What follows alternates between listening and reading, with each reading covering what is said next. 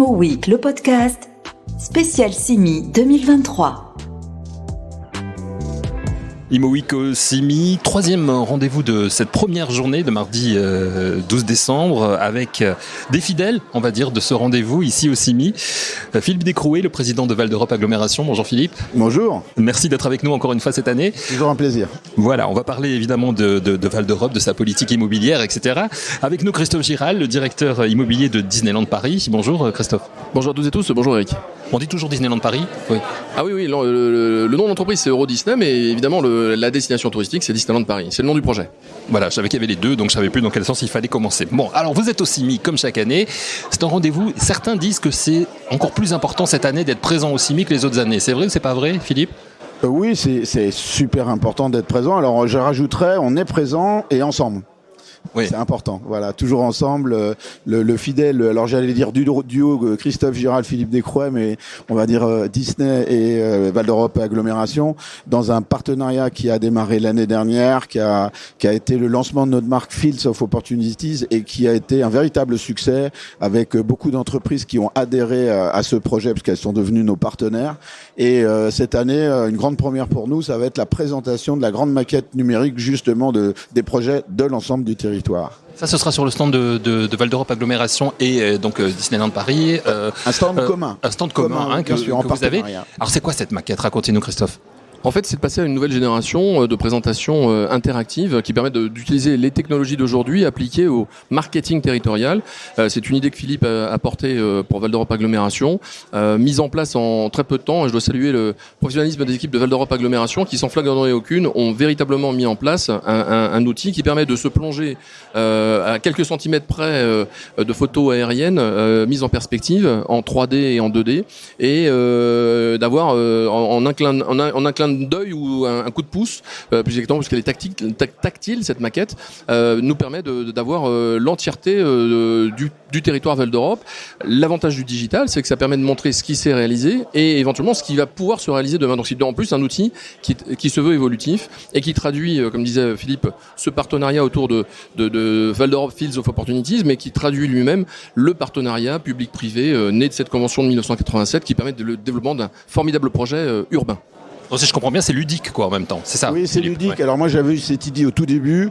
Bon, vous le savez, il y a Euro Disney qui est arrivé en 87 avec cette convention, la construction de tout un territoire. Mais le Val d'Europe aujourd'hui, c'est encore plus grand que le périmètre de Disney. Et ce que je souhaitais aussi, c'est que ce projet soit un projet qui nous serve à nous tous, sur qu'est-ce que c'est que le Val d'Europe, comment on y vit, qu'est-ce qu'il peut y avoir comme infrastructure routière, ferroviaire, le transport, les équipements public, parce que l'objectif pour nous, c'était pour attirer les entreprises et les chefs d'entreprise, il faut qu'ils puissent se projeter dans le site. Et c'est tout ça qu'on a mis en place dans cette maquette, où on peut cliquer sur tout un tas de possibilités, et on a tout ça vraiment en cartographie. C'est vraiment un énorme avantage pour ceux qui commercialisent derrière. Pardon. Voilà, et Eric, juste pour traduire pour celles et ceux qui connaissent mal ou pas si bien que ça Val d'Europe, en fait, qui est un territoire qui regorge d'atouts. Et la vraie difficulté pour nous, c'est de les mettre en perspective et d'avoir la capacité à les appréhender tous. Parce qu'on connaît Val d'Europe sous l'angle commercial, avec ce super succès commercial du centre commercial Val d'Europe et de la Vallée Village, une des premières destinations touristiques commerciales européennes, évidemment Disneyland Paris, première destination touristique européenne, mais également une nouvelle destination tertiaire qui s'est créée aujourd'hui pour les entreprises, qu'on présente au CIMI également, sous tout l'angle de la diversification économique qu'on a appelé de nos voeux et qu'on traduit aujourd'hui avec l'implantation de beaucoup d'entreprises nouvelles. Donc si je comprends bien, vous n'avez pas trop souffert de la crise de 2023. En même temps, il y a la ZAN, cette loi aussi qui empêche aux fonciers de proliférer, j'allais dire, enfin d'augmenter. Donc est-ce que ce sont des obstacles ? Comment vous vivez ça, vous, à Val d'Europe ? Alors la crise, si on parle de la crise Covid et après Covid, on l'a bien sûr tous vécu sur le plan économique, que ce soit Disney avec l'arrêt de toutes les activités, nous le centre commercial, l'arrêt de tous les projets en cours.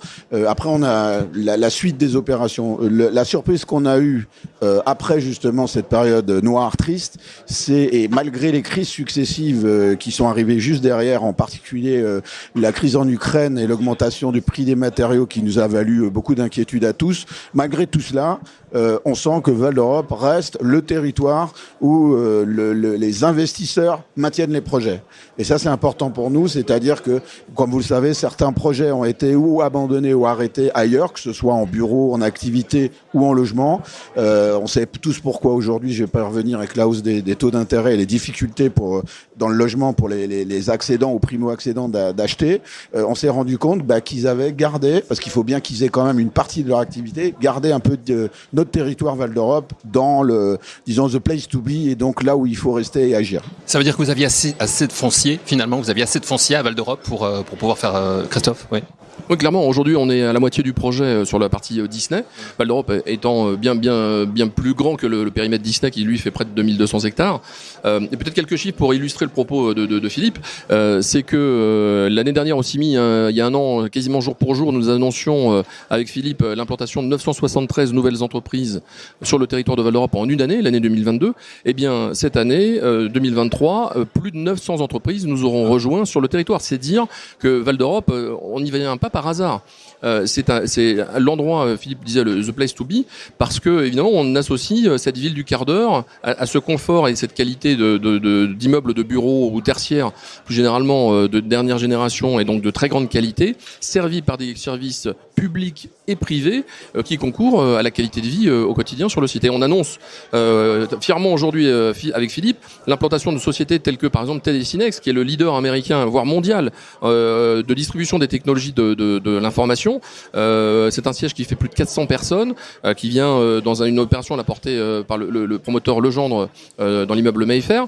2,5 milliards d'euros de chiffre d'affaires en France, et c'est un groupe qui pèse plus de 65 milliards de dollars à l'échelle internationale. Donc on voit cette diversification qui arrive sur le site, de la même manière que Regus vient déployer ça c'est le groupe IWG qui vient développer un pôle pour près de 200 postes flexibles, dynamiques, hybrides, qui vient compléter les dispositions et les dispositifs d'accès au bureau sur le site. Ou encore le Crédit Agricole, Brie Picardie, qui au-delà de son site Osmose, un site remarquable, vient se déployer en acquérant de près de 3000 m² de bureaux complémentaires pour ses besoins propres en plein cœur du système urbain. Ou enfin, pour ne citer que, le groupe Deloitte, le fameux centre de formation Europe, Moyen-Orient, Afrique. Je vous rappelle, 88 sites en lice, 8 ans de consultation pour choisir en finale Val d'Europe, contre Bruxelles, Amsterdam et Londres, qui sera mis en exploitation cette année. Site qui aura reçu le MEPIM Award cette année, en 2023, pour tout son caractère remarquable, tant dans la conception, la réalisation et bientôt l'exploitation par nos amis de Château-Forme. Je me rappelle, vous nous aviez annoncé ça l'année dernière, la présence de Deloitte donc sur Val d'Europe. Déjà l'année dernière, Philippe, vous nous en aviez parlé. Donc Fields of Opportunities, finalement, c'est un vrai succès 2 ans après son lancement. Oui, c'est un vrai succès, on le voit, parce que l'idée était de fédérer, en fait. C'était de donner une âme à ce territoire val-européen. Et on le voit tous, on a fait les trophées d'entreprise ensemble il n'y a pas longtemps à la Chambre de commerce de Seine-et-Marne. Et on le voit, en fait, il y a une espèce d'émulation entre tout le monde grâce à ce projet Fields of Opportunities. L'idée, c'est au-delà de tout ça, en fait. C'est ce projet, c'est de fédérer. Alors bon, vous connaissez mon projet. Alors, c'est un projet politique, mais de vie aussi, c'est-à-dire le vivre ensemble. Le Val d'Europe, c'est un nombre à chaque fois, on parle de plus de 80 nationalités. Nous, dans les habitants du Val d'Europe, c'est vraiment un site qui est unique, on va dire, en France, et on a besoin de tous bien vivre ensemble. Et ce Fields of Opportunity, c'est aussi, disons, une émanescence de ce concept-là, c'est que petite entreprise ou grande entreprise, on parle de Deloitte ou de grands groupes Crédit Agricole, etc. Mais on a aussi tout un vivier de petites. Je rappelle, c'est plus de 6700 entreprises sur le Val d'Europe, dont la plupart sont des petites PME. On a heureusement aussi des grands groupes. Mais on a aussi toutes ces petites PME qui travaillent beaucoup pour ces grands groupes, justement pour Disney ou pour d'autres, avec un nombre de métiers qu'on essaie de diversifier, des entreprises de toute nature qui commencent à arriver. C'est ça notre force aujourd'hui, et je crois que tout le travail qui a été fait, qu'on a fait ensemble, on peut le dire, en fait, c'est unique, ce partenariat d'une grande entreprise privée. Je rappelle quand même 18 000 salariés sur site aujourd'hui, donc Disneyland, et une intercommunalité comme nous, qui sommes la première interco de France en termes de développement et en termes de développement d'équipements publics par habitant. Oui, l'héritage de ce dynamisme économique, c'est ce mariage à trois entre l'État représenté par EPA France et puis surtout les collectivités et Disney qui s'associent pour développer, alors grâce au Fields of Opportunity, traduire cette capacité d'accueillir des entreprises. Philippe le rappelait, depuis 2004, donc nous aurons implanté 7600 entreprises sur le territoire, ça veut dire en moyenne plus de 5 par semaine. Confinement compris, chaque jour ouvré auquel nos auditeurs sont allés à leur bureau, depuis 2004, il y a une boîte qui s'est implantée à Val d'Europe, tout type de secteur d'activité, puisque on est très diversifié, tout type de typologie d'entreprise elle-même. Et aujourd'hui, on voit que ce vivier économique, on est dans l'effet boule de neige, parce que évidemment, la foule attirant la foule, une entreprise américaine implantée comme Tesla attire 10 entreprises américaines. Une entreprise allemande comme Multivac implante 10 confrères allemands qui viennent sur le territoire. Donc on voit qu'on crée des vraies filières, et en plus, on est en train d'explorer des nouveaux champs des possibles, puisque avec les collectivités et avec EPA France, on explore par exemple des nouveaux champs d'activité comme le cinéma. Voilà, j'allais en parler justement parce que là on est sur le secteur EPA. C'est un projet qu'on porte depuis 2 ans de faire un des plus grands studios de cinéma en France, donc dans la partie toujours de la ZAC du Prieuré sur Bailly-Romainvilliers, mais qui est à cheval aussi sur le périmètre Disney. Et c'est plus d'1 demi-milliard d'investissements qui vont se faire et attirer des grandes majors du cinéma qui pourront travailler, dont Disney+, bien sûr, etc., pour pouvoir tripler l'offre de mètres carrés de studios dont on a besoin en France. Je rappelle, aujourd'hui, on est les petits poussets. C'est-à-dire qu'avec ces studios et les 2-3 autres projets qui vont être sélectionnés, on va pouvoir rattraper au moins l'Angleterre en termes d'offres de disponibles en studio, et ça va être extraordinaire. Et sur le plan de l'attractivité, ça va permettre aussi, et c'est là où est le partenariat, même à Disney, de réfléchir sur des terrains qui sont adjacents en disant, pourquoi on ferait pas venir justement des entreprises qui sont en rapport avec le numérique, la créativité, etc. Et l'une des entreprises qui a gagné justement le prix, un des prix d'innovation à notre forum, disons la remise des trophées, c'est une entreprise qui travaille sur le numérique et qui fait de la 3D, qui permet de faire des films sans décor en fait. Voilà, et qui est déjà présent sur le site. Donc voilà, c'est ça qui va être extraordinaire dans ce projet aussi. Ça veut dire que quand vous construisez, quand vous bâtissez une entreprise, l'entreprise est déjà là, il n'y a pas de marque blanche à Val d'Europe, c'est-à-dire que l'entreprise vient d'abord. Alors oui, mais en plus, alors on a déjà un vivier extraordinaire. Quand on dit qu'il n'y a pas de marque blanche, oui, il peut y avoir, mais disons en grande majeure partie, les gens décident de venir. Un projet, c'est très long, ça met. Alors on parlait de Deloitte, on a toujours parlé, c'était 10 ans de travail de la part de Disney pour les faire venir. Là, ça arrive, c'est 2024. Et là, c'est un très gros groupe, mais c'est vrai que très souvent, c'est 2, 3, 4, 5 ans de réflexion avant que ça arrive, et après, il faut le construire et que ça sorte. Et là, Deloitte va démarrer très bientôt, on l'espère, mais ça aura été très compliqué à cause de la période Covid.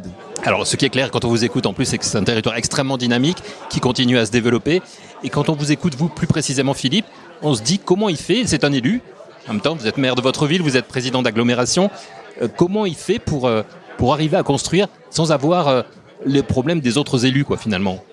C'est le territoire qui est privilégié, Val d'Europe? Oui, alors après, j'ai envie de vous dire, moi je suis un peu comme Astérix, désolé de faire une petite concurrence, mais c'est un peu comme Astérix, Obélix plutôt, j'ai mis le pied, on est tombé dans la potion magique, c'est ça depuis tout petit. C'est vrai que la magie du truc, c'est quand même l'arrivée en 92, l'ouverture du parc en 92, disons-le. Je pense que je serais pas aujourd'hui en train de vous parler avec disons tous ces projets dont on parle aujourd'hui sans ce moment-là. Et du coup, alors moi j'ai eu la chance d'habiter le territoire dès cette période-là, donc je suis un élu du terrain, ça c'est la première chose. Et on a vu vraiment arriver tout ça comme c'est vrai qu'il y a une magie. Tout le monde parle de la magie de Disney, mais j'ai envie de dire notre ville est magique, notre territoire est magique. Et quand les gens viennent chez nous, on arrive à importer des gens qui disent je veux finir ma retraite sur votre territoire. Vous imaginez, on construit pas des entreprises comme ailleurs. Les entreprises, regardez les bâtis, même dans les activités économiques, on est envié de tous. Et moi, en tant qu'élu, forcément, j'ai cette fierté. Alors, évidemment, ce partenariat, c'est un partenariat gagnant-gagnant. On sait qu'on serait rien sans Disney. Et je pense que Disney ne serait rien sans tout le travail qu'ont aussi fait les élus. Alors l'État, bien sûr, l'établissement public d'aménagement et l'ensemble des partenaires. Mais il y a la vie dans tout ça, parce que moi, ce qui m'intéresse, c'est la vie des chefs d'entreprise, la vie des employés, la vie des habitants, de leurs enfants qui vont à l'école, etc. Et c'est ça qui fait notre succès au Val d'Europe, la vie. Ouais, peut-être pour illustrer le propos de Philippe, moi je plais à rappeler à mes équipes que c'est un projet humain avant d'être urbain. Et quand on a compris ça, on n'est pas là pour développer du mètre carré ou du mètre cube à tout crin. On est dans cette logique de qualité d'usage, de projection, et donc on fait les choses qui durent. Si on s'appelle le plus gros succès de l'Est parisien durable, c'est parce que effectivement on a depuis 30 ans, de manière consciente et en responsabilité, choisi les projets qu'on a trouvés les plus meilleurs et les plus durables pour ce territoire, qui font qu'aujourd'hui effectivement il y a un ADN tout particulier et qui, par les temps qui courent, où on est dans l'éphémère et le court-termisme, on voit qu'un projet comme Val d'Europe, qui a cette vision long terme portée par et le public et le privé, trouve véritablement du sens pour les gens qui veulent encore une fois se projeter dans un ensemble qui a un ADN très fort. Écoutez, merci messieurs, c'est toujours un plaisir de vous recevoir, toujours un plaisir d'entendre parler d'un territoire aussi dynamique et qui met en avant l'humain. Mais ça, je sais que c'est une valeur qui vous correspond à tous les deux d'ailleurs, parce que chez Disney bien sûr. Philippe, vous, voilà, on vous a suivi au niveau de vos différents mandats et effectivement, on sait que c'est une valeur qui vous porte. Absolument. Aussi dans votre mandat. Merci à tous les deux, c'est un plaisir, je le redis, mais c'est vrai, un très bon CIMI à vous deux. Merci. Merci beaucoup, merci. Imo Week, le podcast spécial CIMI 2023.